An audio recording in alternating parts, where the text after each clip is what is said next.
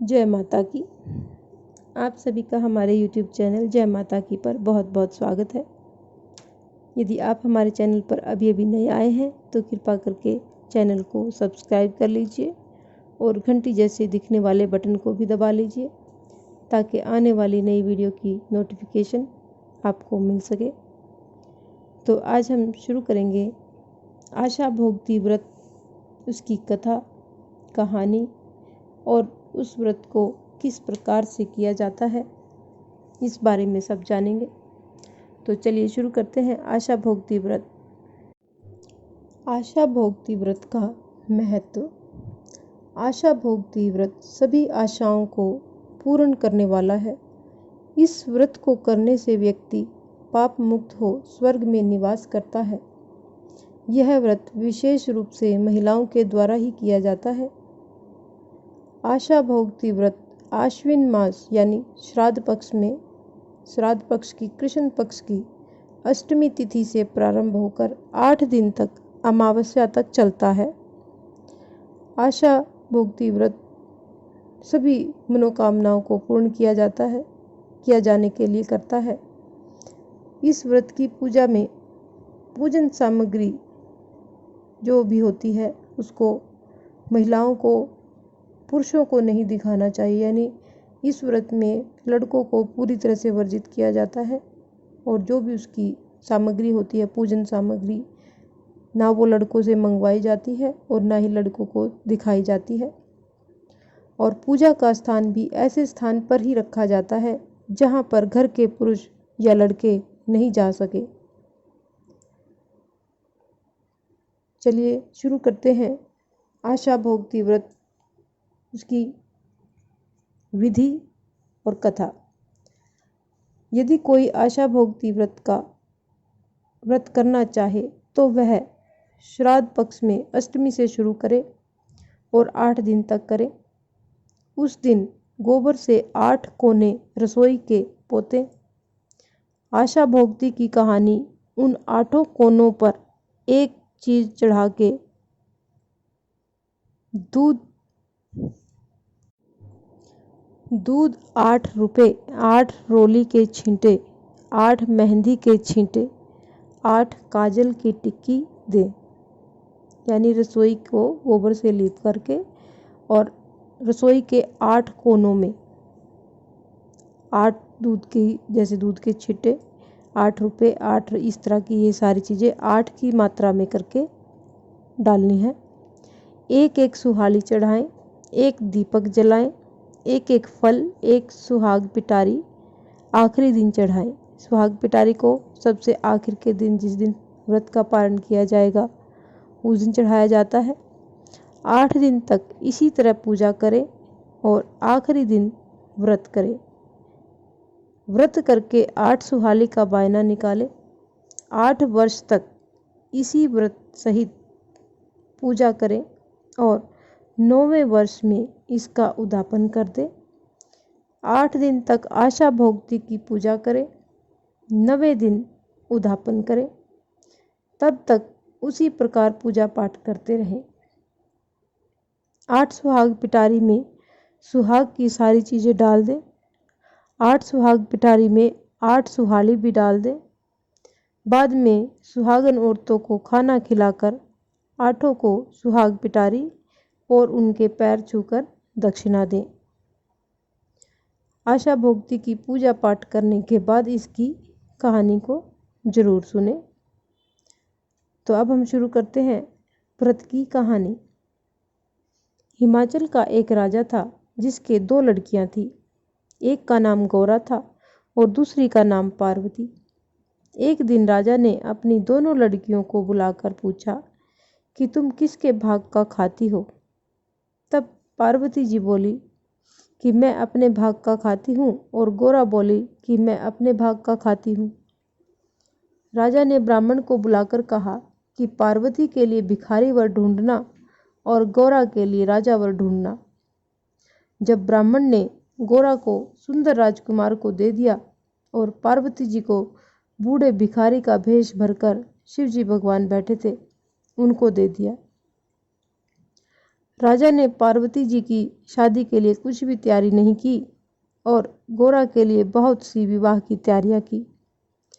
जब गोरा की बारात आई तो बारात की बहुत खातिरदारी की गई और बहुत ही धूमधाम से शादी की। परंतु जब पार्वती जी की बारात आई तो कुछ भी नहीं किया गया और कन्यादान दे दिया। शिवजी पार्वती जी को लेकर कैलाश पर्वत पर चले गए। जब पार्वती जी जाने लगी तो जहां पर पांव रखती वहीं से धूप जल जाती। शिवजी ने पंडितों को बुलाकर पूछा कि क्या दोष है कि जहां भी पार्वती जी पैर रखती है वहीं से धूप जल जाती है।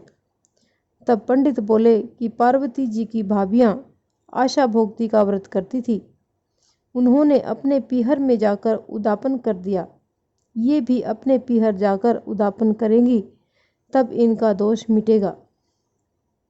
शिवजी भगवान बोले, हम वहाँ खूब धूमधाम से चलकर व्रत का उदापन करा देंगे, नहीं तो उनको क्या पता चलेगा कि पार्वती जी इतनी दुखी है। वह वहाँ से खूब गहने कपड़े पहनकर चले गए। रास्ते में एक राजा की रानी के बच्चा होने वाला था। वह बहुत परेशान थी और भीड़ इकट्ठी हो रही थी। पार्वती जी ने पूछा, इतनी भीड़ क्यों हो रही है? लोगों ने उन्हें सब बातें बता दी। तब पार्वती जी ने शिवजी महाराज से कहा कि मेरी तो कोख बांध दो। पार्वती जी ने बहुत मना किया, परंतु उन्होंने जिद पकड़ ली। शिवजी महाराज ने बहुत मना किया, परंतु उन्होंने जिद पकड़ ली और शिवजी भगवान बोले कि औरत की हट बहुत खराब होती है और शिवजी भगवान ने उनकी कोख बांध दी। गोरा अपनी ससुराल में बहुत दुखी थी। पार्वती जी जब अपने पीहर गई तो किसी ने नहीं पहचाना। तब पार्वती जी ने अपना नाम बताया तो देखकर बहुत खुश हुए।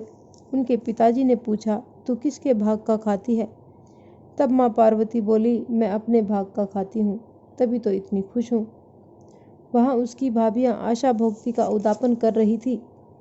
तब पार्वती जी बोली कि मेरे उदापन की तैयारी नहीं है, नहीं तो मैं भी उदापन कर देती। तब भाभियाँ बोली, तुम्हारे पास किस चीज़ की कमी है? यह शिवजी अपने आप ही तैयारी कर देंगे, उन्हें तो कहने भर की देरी है। तब उनकी भाभियाँ दासी से बोली कि शिवजी कुएं पर बैठे हैं, उनसे जाकर कह दो कि माता पार्वती के आशा भोक्ति के व्रत के उद्यापन की तैयारी करनी है। तब दासी ने शिवजी भगवान से सारी बात कह दी। तब शिवजी ने अंगूठी दे दी और कहा कि इससे जो भी मांगोगे वो सब तुम्हें मिल जाएगा। दासी ने आकर वह अंगूठी माँ पार्वती जी को दे दी। पार्वती जी ने ठीक तरह से तैयारी कर ली। 8 सुहाग पिटारी मंगवाई, 8 तिल, 8 गहने, 8 पोली, 8 नथ, सुहाली, चूड़ा, नाल, डाली, रोली, मेहंदी, सिंदूर, काजल, टिक्की, शीशा और सुहाग की सभी चीजें उनमें डाल दी। एक सुहाग पिटारी सासू जी को देने के लिए अलग से तैयार कर ली। तब भाभियाँ बोली कि हम तो 8 महीने से तैयारी कर रहे हैं, तब भी इतनी तैयारी नहीं हुई और इसने थोड़ी सी ही देर में इतनी तैयारी कर ली। शिवजी महाराज ने पार्वती से कहा, अब घर चलो। तब ससुर ने शिवजी को जीमने के लिए बुलाया तो शिवजी महाराज खूब गहने पहनकर और छोटा सा रूप बनाकर बड़ी धूमधाम से जीमने गए। तब लोग बोले कि पार्वती को भिखारी ढूंढ कर दिया, परंतु पार्वती जी ने अपने भाग से खूब राज कर रही है। शिवजी भगवान जीमने लगे तो सारा खाना खत्म कर दिया। पार्वती जी जीमने लगी तो कुछ भी नहीं बचा था, सिर्फ एक सब्जी उबली हुई पड़ी थी। माँ पार्वती जी ने वही साग खाकर ठंडा पानी पीकर वहां से चलने लगी। रास्ते में खूब गर्मी थी, वह एक पेड़ के नीचे बैठ गई। तब शिवजी महाराज ने पूछा कि तुम क्या खाकर आई हो? तब माँ पार्वती बोली, जो तुमने खाया वही मैंने खाया। परंतु शिवजी भगवान सब जानते थे। शिवजी हंसने लगे और बोले, तुम तो सब्जी और पानी पीकर आई हो। पार्वती जी बोली कि आपने तो मेरा पर्दा खोल दिया, लेकिन किसी और का पर्दा मत खोलना। बाद में आगे गए तो धूप सूख गई थी, जो जहाँ पर माता पार्वती ने पैर रखा था, और वो जो धूप सूख गई थी वो धूप वहाँ से अब हरी हो गई। शिवजी महाराज ने सोचा कि दोष तो मिट गए। पार्वती जी बोली कि महाराज अब मेरी कोख तो खोल दो। शिवजी महाराज बोले अब कैसे खोलूं, मैंने तो पहले ही मना कर दिया था। वहाँ से आगे गए तो वही रानी कुआं पूजने जा रही थी। पार्वती जी ने पूछा कि महाराज यह क्या हो रहा है। शिवजी भगवान बोले कि यह वही रानी है जो दुख पा रही थी, अब इसके लड़का हो गया, इसलिए कुआं पूजने के लिए जा रही है। पार्वती जी बोली महाराज मेरी तो कोख खोलो। तब शिवजी महाराज बोले मैंने तो पहले ही कहा था कि कोख मत बंधवाओ, लेकिन तुमने जिद कर ली थी। तब जादू से सारी चीज़ें निकालकर गणेश जी बनाए तो पार्वती जी ने बहुत सारे नेकचार किए और कुआं पूजन और पार्वती माता जी बोली कि मैं तो सुहाग बांटूंगी। तो सारे देश में शोर मच गया कि पार्वती जी सुहाग बांट रही हैं, जिसको लेना हो तो ले लो। साधारण मनुष्य तो दौड़कर सुहाग ले आए, परंतु ब्राह्मणी और वैश्य स्त्रियां सुहाग लेने देर से पहुंच पाई। तब पार्वती जी बोले कि मैंने तो सारा का सारा सुहाग बांट दिया है। शिवजी महाराज बोले कि इनको तो सुहाग देना ही पड़ेगा।